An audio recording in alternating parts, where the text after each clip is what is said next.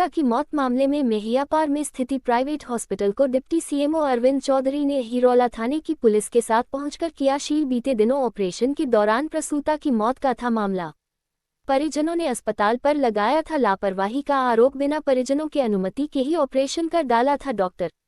अहिरौला थाना क्षेत्र के हसनाडी गांव निवासिनी पुष्पा देवी 25 वर्ष पत्नी शैलेंद्र की डिलीवरी नजदीक होने पर पास के बाजार मेहियापार के एक प्राइवेट अस्पताल में 7 जनवरी को भर्ती कराया गया था। सोमवार की रात डिलीवरी करने के लिए अस्पताल के डॉक्टर द्वारा प्रसूता को भर्ती कराकर ऑपरेशन करने की बात कही और उसका ऑपरेशन भी कर दिया गया। परिजनों का आरोप है ऑपरेशन के दौरान ही प्रसूता की मौत हो गई थी, लेकिन डॉक्टर इस बात को छुपाते रहे। परिजनों का आरोप है कि मेहियापार बाजार में एक प्राइवेट अस्पताल संचालित होता है, उसी में हम लोगों ने अपनी पत्नी पुष्पा देवी को प्रसव पीड़ा होने पर 7 जनवरी को भर्ती कराया। 8 जनवरी की रात वहां के डॉक्टर द्वारा बिना कुछ बताए ऑपरेशन कर दिया गया और बच्चा तो सुरक्षित रहा, लेकिन पत्नी की ऑपरेशन के दौरान ही मौत हो गई। लेकिन अस्पताल के डॉक्टर परिजनों को इसकी जानकारी नहीं दी और होश में आने पर ही मिलने की बात कही, लेकिन जब मामला उनके हाथ से बाहर निकल गया तो वह घबरा गए और आनन फानन में परिजनों को बहकावे में रखने के लिए अपनी गाड़ी में ही पत्नी को लेकर आजमगढ़ के अस्पताल में पहुंच गए, जहां डॉक्टर ने प्रसूता के जांच के बाद मृत घोषित कर दिया और यह बात सुनकर परिजनों के होश भी उड़ गए और डॉक्टर वहां से फरार भी हो गया।